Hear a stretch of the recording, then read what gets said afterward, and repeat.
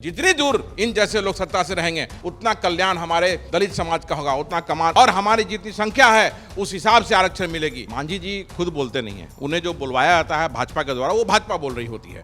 चिराग पासवान की बातों का आप लोग क्यों तवज्जो देते हैं कि हमारी संख्या 20% है तो उतनी आरक्षण मिलना चाहिए, जो कि सत्ता में रहने के बाद भी सिर्फ अपनी मलाई के लिए, अपनी मलाई काटने के लिए सिर्फ लंबी लंबी बातें देता रहा हो। इसलिए 50 वर्षों तक वो सत्ता के शीर्ष स्थान पे वो उनके पिताजी रहे, तो उन्होंने क्या किया अपने समाज के लिए और बिहार की मुख्यमंत्री की कुर्सी पर बैठाया, तो ये अनाप शनाप बयान देना। माननीय मुख्यमंत्री जी और महागठबंधन सरकार को कोटि कोटि धन्यवाद। स्थान पे पिछले 40-50 वर्षों से तक बैठे हुए हों और उन्होंने खुद अपने समाज के लिए कुछ नहीं किया, तो उन्हें कोई राइट नहीं है कि वो सवाल कर सके। सर, बिहार का पासवान समाज महागठबंधन के साथ रहेगा। बिहार सरकार ने जाति आधारित सर्वे के तमाम रिपोर्ट विधानमंडल के दोनों सदन के पटल पर रख दिया।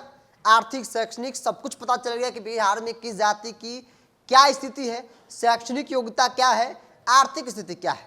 इसी के साथ ही फैसला लिया गया कि जो आरक्षण है उसका दायरा बढ़ाया जाए, क्योंकि मांग भी की जा रही थी कि संख्या पता चल गया, आर्थिक स्थिति पता चल गया, तो ऐसे में इन तमाम चीजों को देखते हुए सरकार आरक्षण का दायरा बढ़ाए।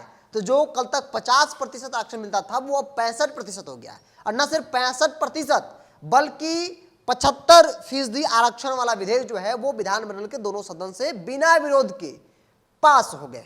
मेरे साथ कांग्रेस सेवा दल के आदित्य पासवान प्रदेश अध्यक्ष, उभरता हुआ चेहरा है दलितों में। जो सरकार ने जो फैसले लिए, आरक्षण भी अब भाई 75% हो गया, 65 + 10%, तो लगता है कि सरकार के इस फैसले से 24 की रणनीति पर बहुत बड़ा असर पड़ने वाला है। बिल्कुल, हम तो देखिए, जो हमारी सरकार है हमेशा गरीबों, शोषितों, वंचित, अनुसूचित जाति, जनजाति, पिछड़े, अति पिछड़ों के लिए काम करते रहे हैं। 1950 का दौर वो याद कीजिए और 1950 से पहले का वो दौर याद कीजिए, जब देश में सामंतवाद था और शोषण बुरी तरह से किया आता था अनुसूचित जाति, पिछड़ों, दलित, आदिवासियों पर। उस दौर में बाबा साहब के विचारों ने, बाबा साहब के कानून ने, कांग्रेस पार्टी का समर्थन और कानून के कारण 1950 में आरक्षण लागू किया गया, ताकि वो सामंतवाद और शोषण को रोका जा सके।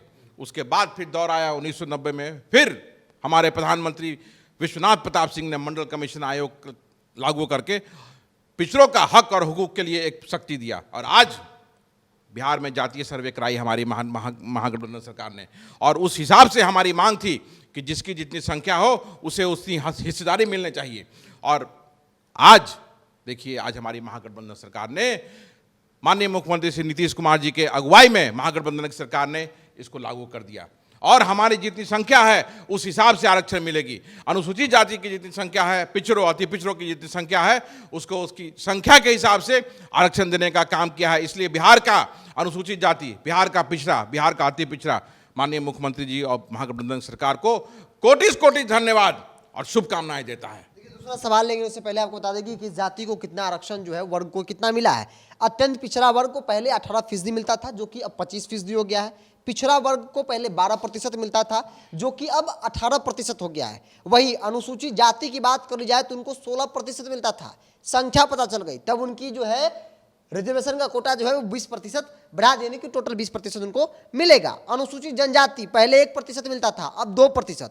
ईडब्ल्यूए जो स्वर्णों को 10% मिलता था, वो स्वर्णों को 10% अभी भी मिलेगा। अनुसूचित जाति को लेकर आपने मांग की थी कि भाई संख्या पता चल गया है, तब उनका जो है रिजर्वेशन का कोटा बढ़ाई जाए।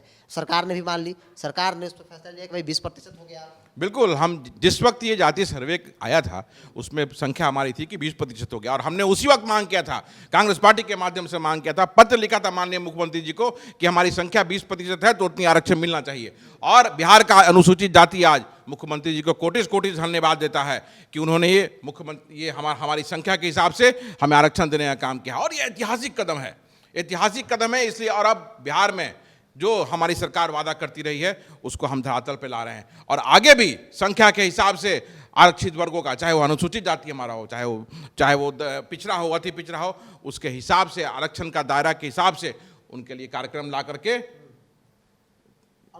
अनुसूचित जाति में कई जातियां हैं। अगर बड़े वर्ग की बात करें, जो पासवान जिस समाज से आप आते हैं, लगता है कि पासवान समाज अब इस बात को समझेगा और 24 में नीतीश कुमार एनडीए गठबंधन के साथ रहेगा।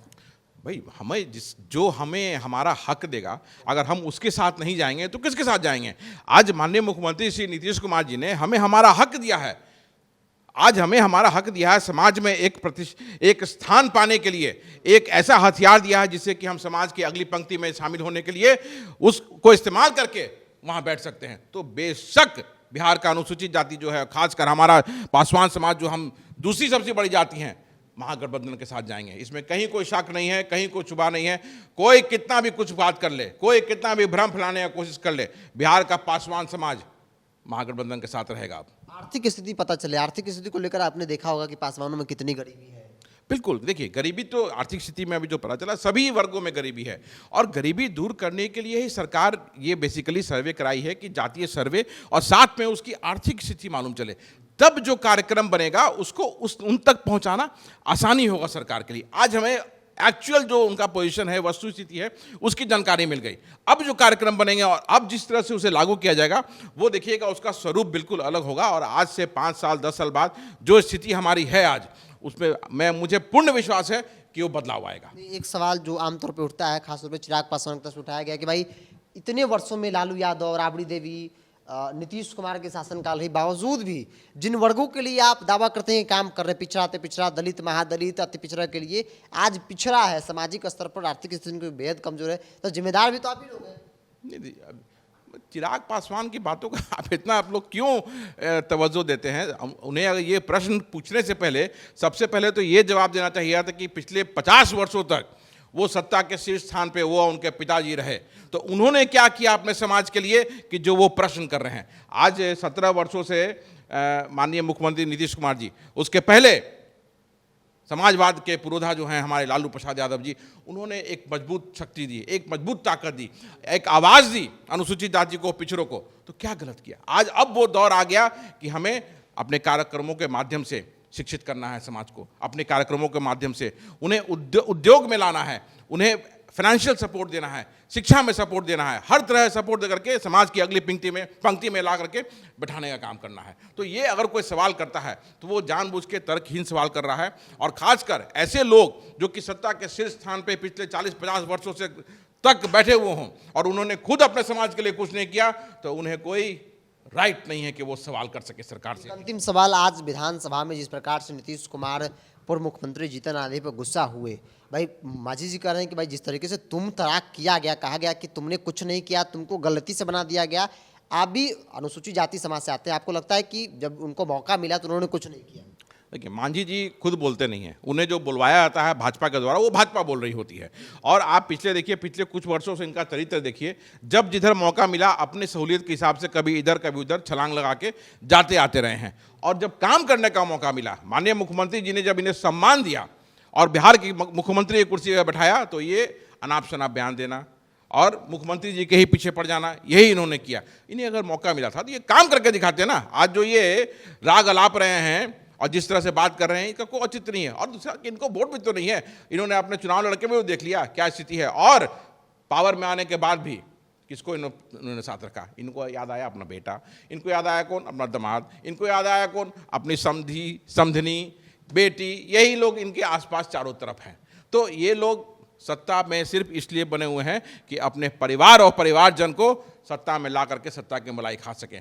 तो जितनी दूर इन जैसे लोग सत्ता से रहेंगे, उतना कल्याण हमारे दलित समाज का होगा, उतना कल्याण हमारे पिछड़ा समाज का होगा, उतना कल्याण हमारे अति पिछड़े समाज का होगा। क्योंकि अब वो समय आ गया है कि इन लोगों के परछाई से भी हट के, दूर हट करके एक मुकाम बनाने का समय है। और मैं आपके माध्यम से बिरजू भाई, पूरे बिहार के दलित भाइयों को, पासवान भाइयों को, पिछड़ों अति पिछड़े भाइयों को मैं कहना चाहता हूं कि आप उसके साथ आइए जिसने आपके हक और हकूक के लिए आपको शक्ति दी, जिसने आपको अपने समाज में एक स्थान पाने के लिए एक ऐसा शक्ति दिया, पावर दिया कि जिससे कल को आप और आपके आने वाला कल समाज की अगली पंक्ति में आके बैठ सकता है। आप उसके साथ आइए, न कि उसके साथ जो कि सत्ता में रहने के बाद भी सिर्फ अपनी मलाई के लिए, अपनी मलाई काटने के लिए सिर्फ लंबी लंबी बातें देता रहा हो। कि मैं, वो कहावत थी ना, अब छोड़िए उन बातों पे मैं नहीं जाऊंगा। मांझी जी को लेकर जो नीतीश कुमार ने कहा बिल्कुल सही कहा, बिल्कुल 100%, इसमें कहीं कोई डाउट नहीं है, कहीं कोई शक नहीं है, कहीं कोई शक नहीं है। चूंकि जीतन राम मांझी की तरफ से आपत्ति दर्ज किया गया और कहा गया कि जिस तरीके से मुझे कहा गया वो कहीं से भी सही नहीं था। आदित्य पासवान कांग्रेस से हैं और खासतौर पे दलित महादलित में इनकी एक युवा नेता की पहचान है। और उन्होंने स्पष्ट तौर पे कहा कि जो फैसला है वो कहीं से संकोच इस बात को कहने में नहीं है कि वो ऐतिहासिक फैसला नहीं है। जिन वर्गों को लाभ पहुंचाना है, जो वर्ग वंचित है सामाजिक स्तर पर, आर्थिक स्तर पर, उनको एक बड़ा जो है वो मजबूती प्रदान करेगी रिजर्वेशन का जो दायरा बढ़ाया गया है। बहरहाल आपकी क्या राय है, आप अपनी राय को कमेंट्स बॉक्स में रखिए। अगर आप अपने चैनल को यूट्यूब पर देख रहे हैं तो सब्सक्राइब कर लीजिए, फेसबुक पर देख रहे हैं तो पेज को लाइक और फॉलो कर लीजिए।